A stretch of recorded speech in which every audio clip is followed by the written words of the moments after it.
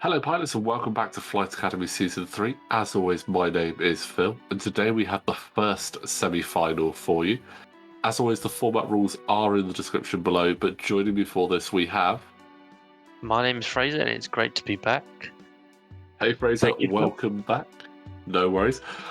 Now, I realised when we set this one up to go through together that these two players are quite familiar to us, as they're the ones that beat us into submission and took our places in the semi-finals. So are we going to be nice about this, or are we?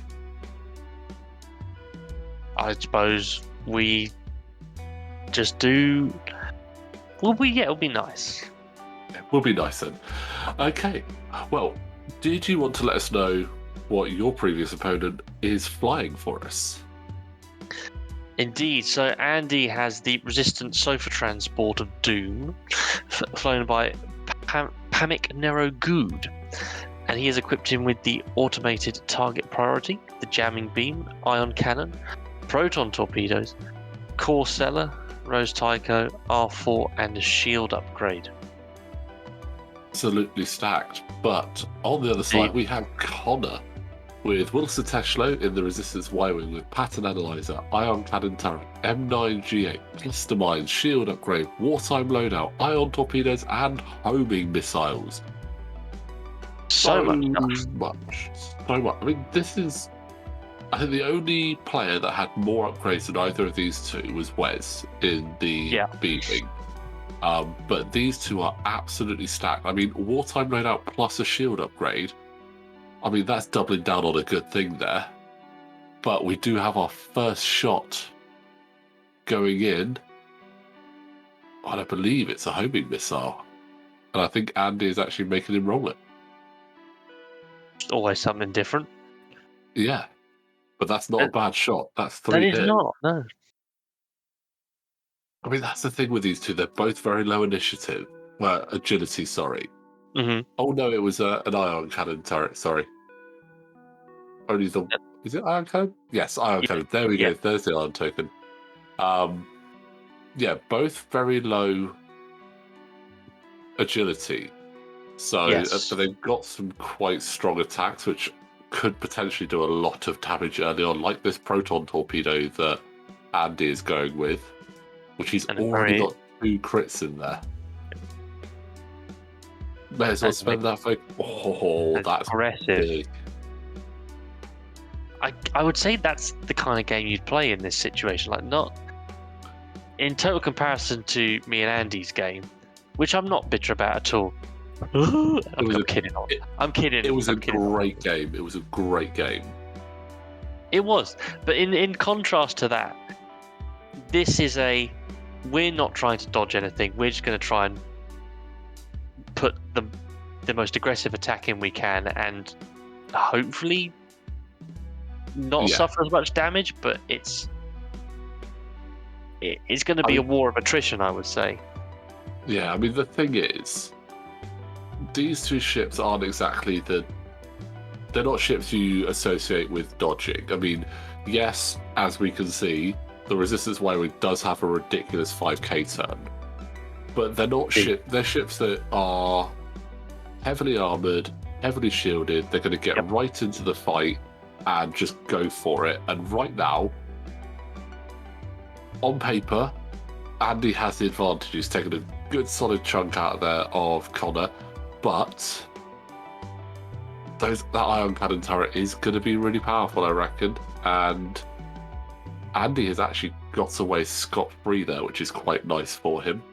I think that's really lucky, in fairness. But then it's going to be figuring out... Conor's got to be careful, because that stop and reverse manoeuvre are what really set this ship apart. And don't remind me. I came across it a couple of times in the group stage as well, so it's going to be a really interesting one that he's going to have to be aware of and try and figure out. But there, stopping, causing the bump. Yes, obviously Andy's not going to get a shot here. Conor is, but a very weak shot. Yeah. Yeah. Oh, what have we missed there, Connor? Oh, Connor actually put a bank in, not a straight. But still, same end result. He bumps into Hammock, so not really. He's going to have an unmodified range 0 shot, which... Yeah, nothing drastic here is going to occur. But... reverse maneuver from Hammock, maybe? Is he able to? It'll be unsurprising if he does it, and he will be able to do it because Hammock's ability to dial in a red maneuver whilst he has 2 or fewer stress tokens. That's it, yeah. Sorry. I actually did Google this character earlier, and it is actually a she, so she can dial in that reverse. Oh, that's unfortunate for Conor. Blank out there, but spending that result to get the target lock with Rose Tycho. Tycho, every time I say it differently, is brilliant. But let's see, that is a reverse maneuver. Absolutely unfortunate that Conor did not drop a cluster mine there, because that would have been one of the best cluster mines I'd have ever seen. I think if he had dropped it, it probably wouldn't have been a reverse maneuver. Potentially he would have done a stop, yeah. I think that's just one of the annoying things is you can if you'd given that away, you don't expect it, so it's hard to plan for. I mean, again, do it now. Yeah, this was. Oh yeah, right now would be amazing. But this was one of the first times I'd ever seen the transport, to be honest. So it's really different play again from Andy because there's no backing into the corner here. We're very open on the field, which I think is very different again to the previous game. Yeah, absolutely. So right now, I mean, he's ionized. This is perfect. But yeah, there's no taking in the corner. I mean, Conor has been absolutely brilliant with those cluster mines. I found out in the quarterfinal, but yeah, I'm pretty sure that we're going to see that drop. And I'm pretty sure that is an ion cannon. There was the M9 G8 to force the reroll, so another shield. Andy does now have advantage of having half points on Conor. Can he make it stick?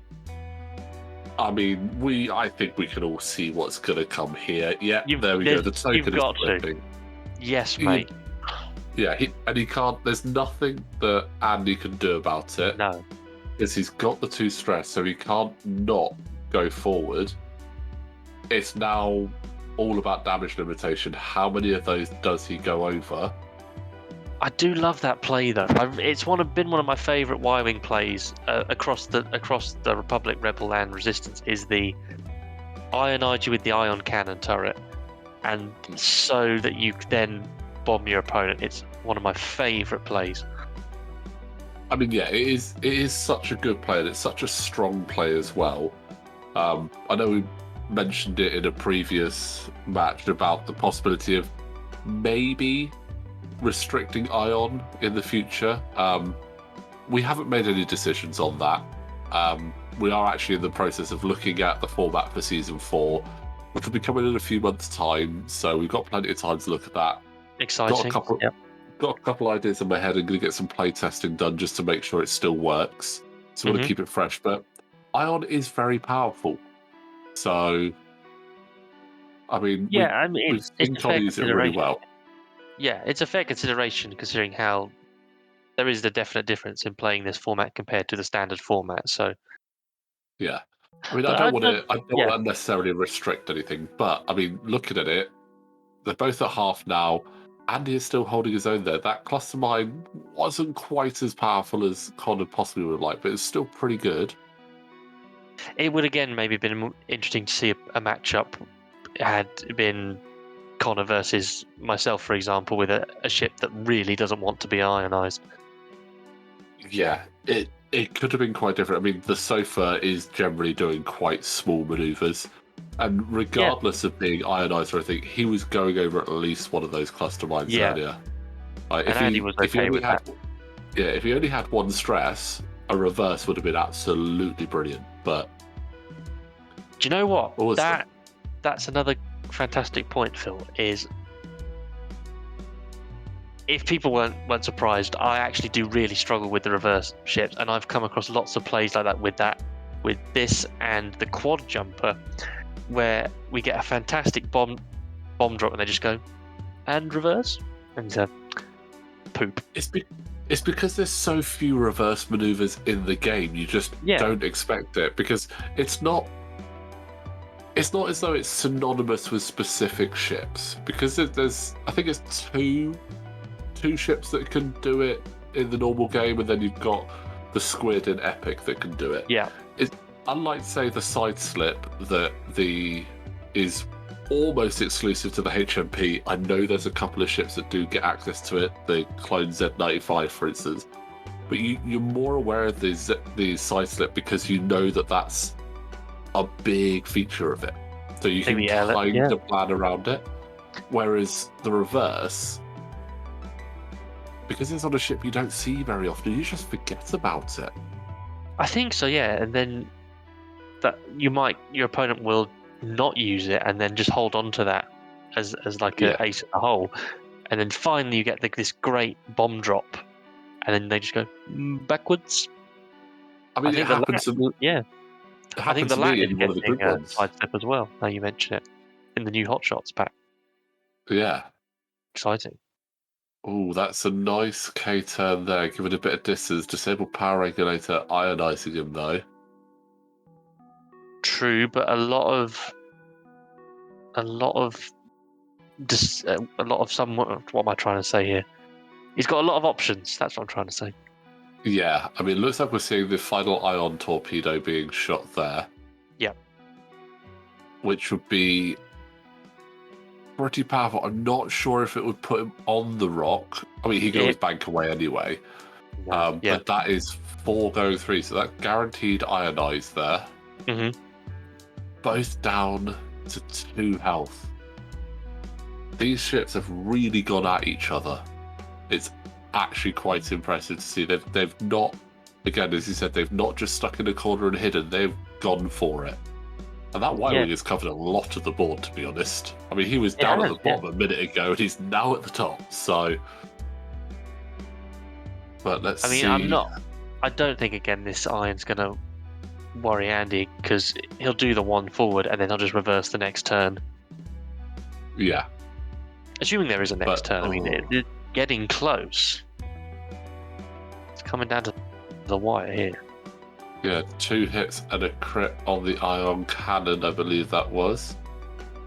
Interesting choice to do ion cannon when only 2 health left. Obviously gets the 3rd dice, which is quite good. I potentially would have gone full attack and just gone for your primary. Very possibly. That is the only downside in Conor's build, I would say, is that he hasn't got, and I'm guessing it's point-wise, he hasn't got any ordnance that is damage focused. He's focused heavily on the ion, which is a great mechanic to have, but compared to Andy with the proton torpedoes, that's just going to hurt every time. I mean, he's got the homing missiles there to be super cheeky and be like, wait, you either take 1 or I roll 4. Ion torpedoes are powerful. Yeah, it's a lot of ion in there, but that board control, that's it. That's game. Range 1 shot. We were saying about not mainly ion, but that was a range 1 primary there from Conor to seal the game. That was a really good matchup. And they're just having a quick look and see, this is what I was going to do next turn. I was going to reverse. Oh, actually, no, checking to see if he would have landed on the rock. No, he would have been absolutely fine. No. You know what? I actually appreciate the fact they checked that, because I was curious as well. I did not know. But it certainly would have been different, yeah, that was a great semi-final there. Both pilots really going for it, and I very much appreciate that. But Conor is going to make it to our grand final. Andy does get a chance to play for third later on, but that was an absolutely fantastic game. Fraser, thank you very much for joining us for that. Thank you, it was a pleasure. And guys, don't forget, if you do enjoy what we're doing here at Art of Art Gaming, you can support us with the Patreon in the link in the description below.